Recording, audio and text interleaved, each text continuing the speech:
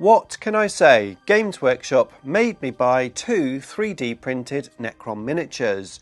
I thought GW had learned their lesson, but it seems they didn't. And it's coming right up. Necrons!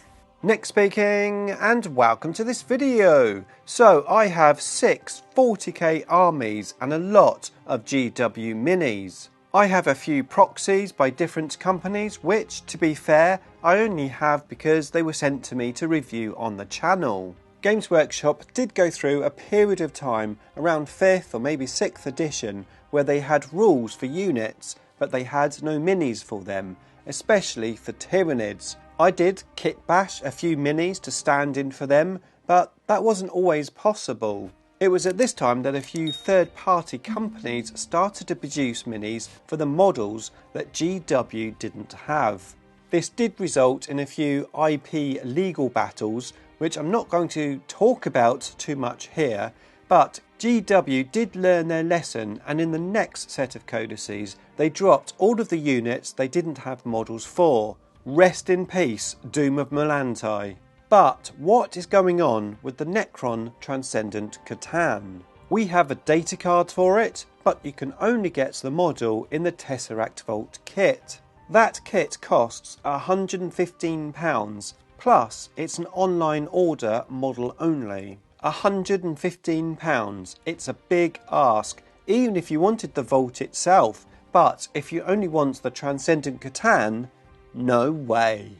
Now I do own one Vault, which I bought when it first came out. It was £95 back then. But I have a list I want to play for my Dominion War tournament. And as I'm sure you have guessed by now, it involves 3 Transcendent C'tans. I'll talk more about the event and my list in a bit, but first let's talk about the minis you just saw me unbox. These are of course 3D printed models which I got from eBay. I've been looking at these for quite some time now. At one point they were £13 each, but they've gradually gone up in price as the person is selling them. He sold well over 200 now. I paid £20 for mine, but I noticed today they were up to £21. Again, I'm not going to discuss anything about IP here. It's not my place to say anything. I'm not going to link up the listing on eBay either. But I have received my minis, and I have to say they are really awesome. They are slightly bigger than the original mini, but if you use a flying base with a smaller stem, you can make them the same height. The design is pretty much like the original miniature. I was a bit worried about them breaking while I was cleaning them up, but the material is actually pretty strong. And there wasn't too much cleaning up anyway. To be fair, I think these are actually stronger than my plastic original miniature, which, I'll be honest, I did break one of the tendrils whilst cleaning that up. Of course, I did magnetise my original model. I magnetised it from the Tesseract Vault to the obelisk, and I've got a tutorial video on how you do that, which of course I will link in the description below for you. I'm really pleased that I did magnetise this miniature, because of course it means now I can play him outside of the vault. All I did was put a magnet into the bottom of the miniature and magnetised it onto the flying stem. However, I have to say this was one of the hardest things to do on this 3D printed miniature because the material is quite hard. It is a shame that the original design doesn't give you a little hole to put a magnet in, or at least to put a flying stem in. The design literally sort of ignores the base. So not only is it quite a hard material to drill into, there's no dedicated place for you to actually put the magnet. After a lot of fiddling and ideas of using different sized magnets, in the end I managed to drill a fairly big hole just behind the feet, which let me put in 2 3 by 2mm magnets. 2 magnets just gave me more strength. I did have to do a bit of filling with some green stuff, but it wasn't too bad. I did my usual trick on the base using another 3 by 2mm magnet, and I just stuck that onto the base using a little bit of green stuff. When that was dry, I then put a 5 by 1mm magnet on top of that, and that makes the magnetisation section really strong. Just make sure you don't ping the magnets together, because sometimes that can ping them off the base. Okay, so let's have a quick chat about this year's Dominion War tournament and what list I'm running. I've been running this tournament at my place for the last few years.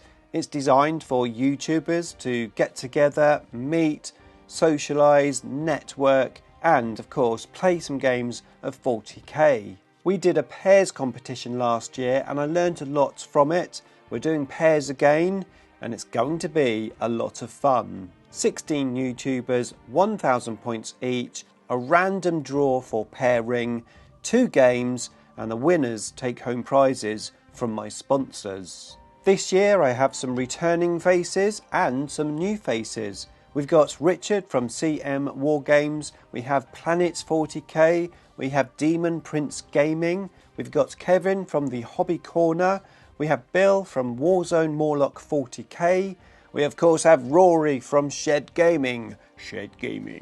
We've got David from the Golden Throne, we have Jack and Richie from Ministry of Dice, we have Modelling for Advantage, we've got both James and also the Restless Kaiser.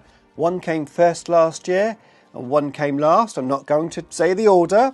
No, we're not going to do that. Wooden spoon, who cares? We've got Dread Wargaming, we have 6+ Stevo, and we have Jack and Dan from Warhammer 40k. Yes, that's spelt with an O, not an A. I've linked all of the channels in the description below. Please go and check them out. Give them some support. Give them a sub.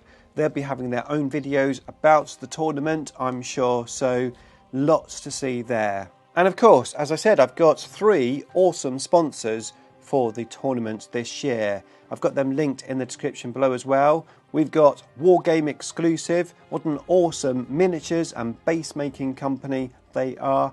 And of course from Ukraine. We have Innovative Tinkering, the awesome dice company making fantastic, really high grade dice. I've got a 30% discount code for you linked in the description below if you do want to check out their site and place an order. And we've got Morphic 3D, who recently sent me some very cool paint station holders and some really cool wound counters. I'm sure you'll love them, and not only that, so I've got a 50% discount code for you. Again, it's in the description below. Go and check it out. Now, of course, I'm going to be rocking the Necrons at this event, and I can't wait. I always enjoy playing my Necrons. Last year, I took all big guns. I had Doomstalkers, Doomsday Arcs, really fun to play. I love playing fun games in this type of event because we're there mainly to chat and network and just throw some dice and just have some fun. So fun is the order of the day. However, this year I've decided to take, yes, you guessed it, 3 Transcendent C'tans.